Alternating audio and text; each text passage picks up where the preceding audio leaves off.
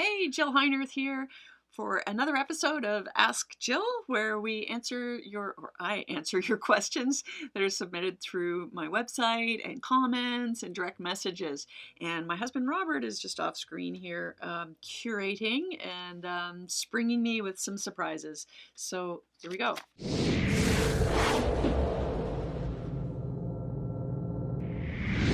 Question 1. My instructor said that if I needed to throw up underwater, then I should do it into my regulator because at some point I'd need to take a breath. But wouldn't I end up breathing in what I just barfed?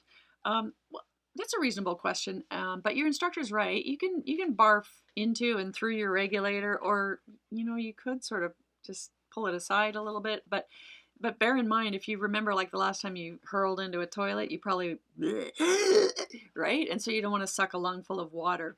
But one warning here, if you're barfing like right into a second stage and blow in chunks, they're going to come out this little mushroom valve in the exhaust tee, right? And so if something gets trapped between the plastic in the exhaust tee and the little silicone flapper valve, if it's stuck open, then when you take that inhaled breath, you're going to get a bunch of water too. So be cautious, but I can speak from firsthand experience. I've been totally seasick underwater from surge, and I've hurled my guts out through a regulator. So it can be done. It is survivable. All right, next. Dear Jill, how do I become a professional underwater photographer? Well, that's the easiest question so far. Just shoot. Sorry, I don't mean that to be cheeky, but basically, shoot, review, shoot, get better, shoot, review.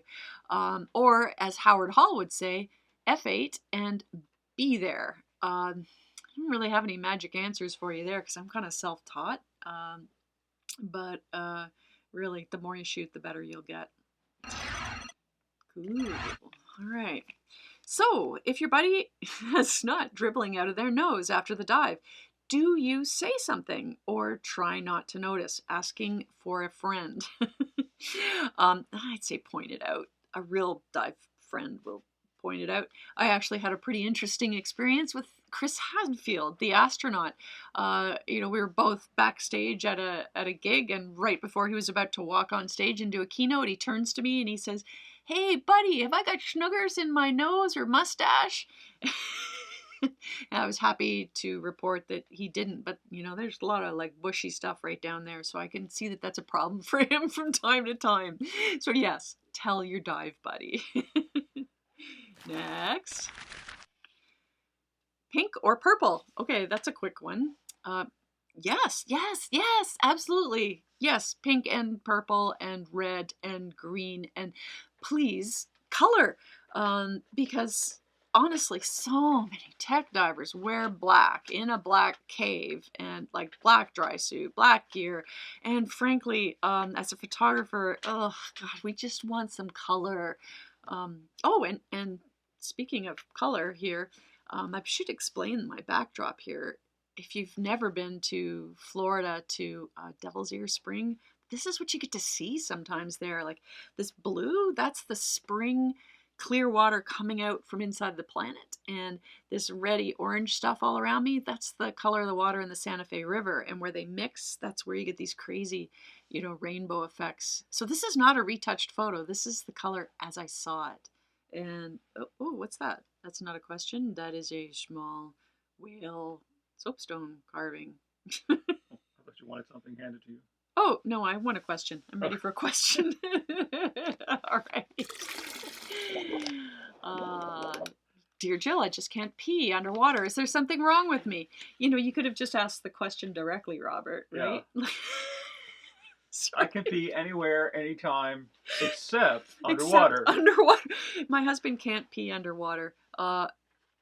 The first time he had to, we were on a wreck dive in the St. Lawrence on the America, and he kept signaling, like, I gotta pee. And I'm like, so pee, like, what's your problem? And he's like, no, stop. And then he goes over to the wreck and, like, sort of stands on a railing of the wreck and puts his hand on, like, another railing.